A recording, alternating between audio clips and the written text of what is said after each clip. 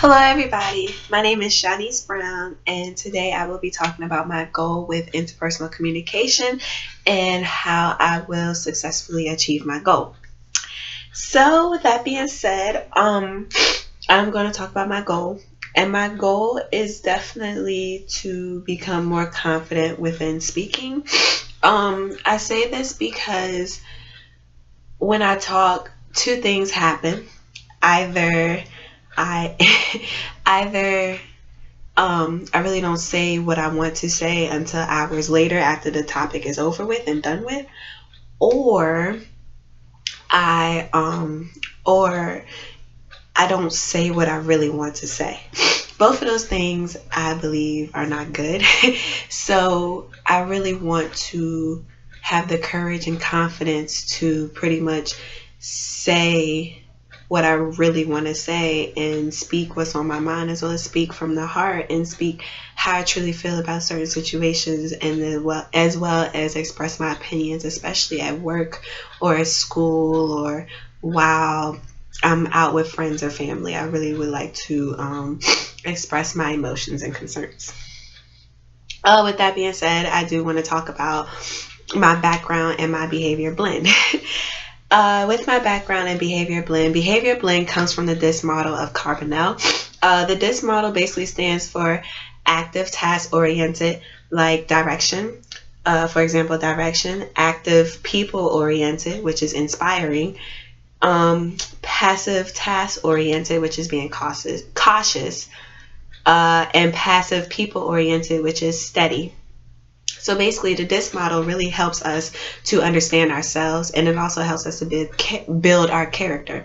It's helping us to build our character because we are learning how we behave and learning how we act, especially in certain situations. Because in one situation, you might act totally different from how you would act in a completely different situation.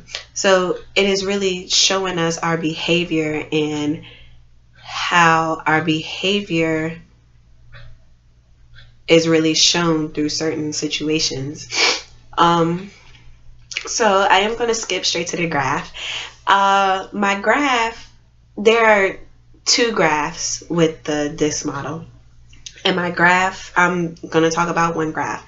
Both graphs do illustrate our behavior and how we act. So the first graph, which is the one I'm going to talk about, basically describes me as an S-type. So the S-types, they are stable and shy, as well as they do not like change. With that, they do enjoy pleasing people, and when it comes to relationships and stuff, they do have a tendency to call their friends their best friends, as well as they do get taken advantage of easily. And lastly, they are really consistent at doing the same task. When I first took a look at my graph, as well as the DISC model in general, I was completely shocked. And I say this because it really described me to a T. It described everything about me. It described, what I'm fearful of as far as when I'm speaking. It describes me as my behavior when I'm speaking. It describes everything about me. So it really shocked me. And also, I am an only child.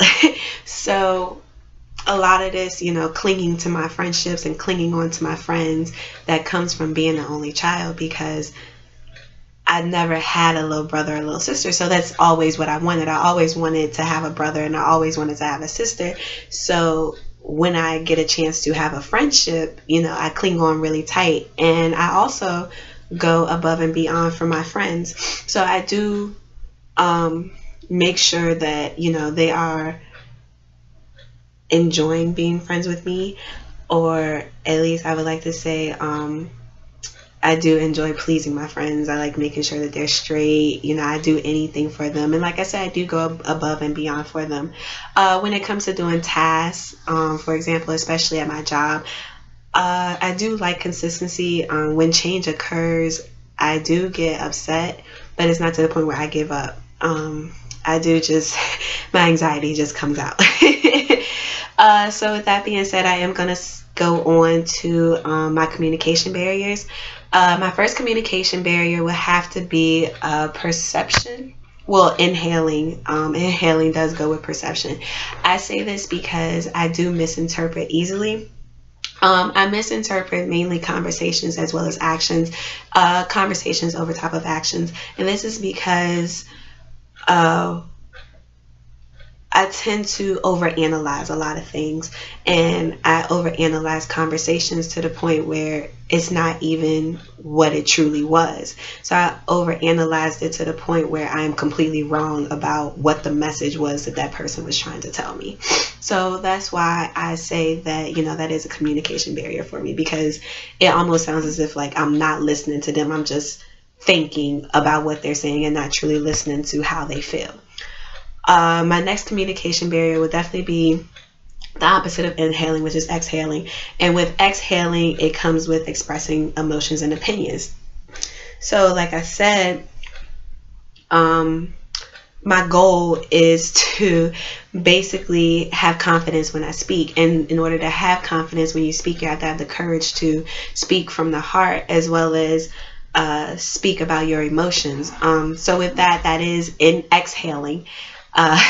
So that is something that I truly know that I need to work on, because at times I do have a problem where I am afraid to speak my mind, and I am afraid to speak what's on my heart, because I don't know what the other person will think about what I say. I don't know if the other person will judge me. So I am fearful of that. So I think that's one reason why I don't really express my emotions as often as I should. So now that I've been talking about my background and behavior blend and my communication barriers, I am going to go to my resources and strategies. I have two.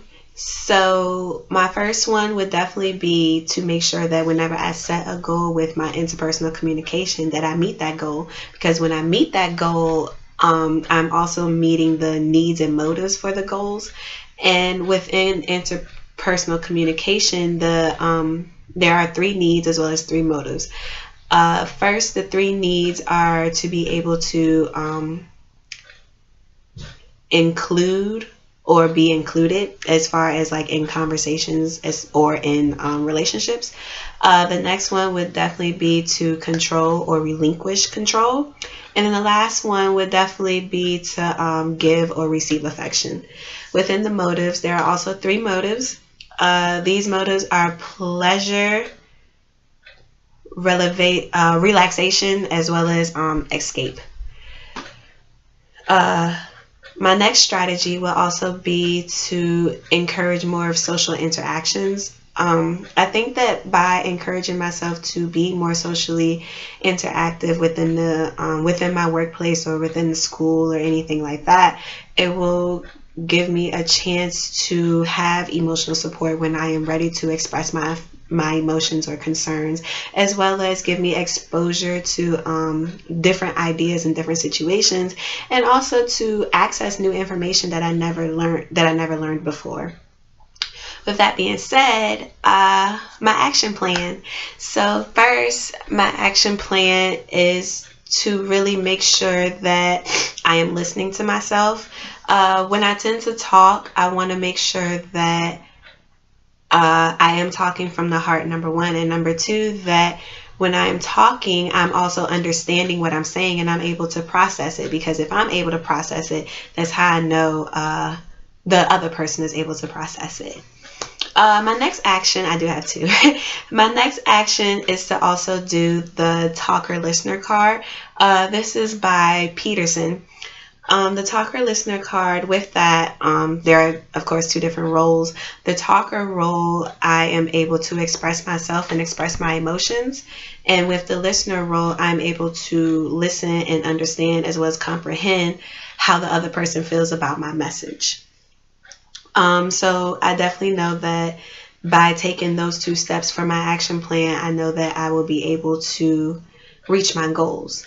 So that being said, in conclusion, I know that my goal is a tough one for me to reach, just because I do have a tendency to have a guard at times. But I know that if I slowly let down my guard, I will be able to just put my plan into action, and just be able to do what I need to do to make sure my goal is succeeded.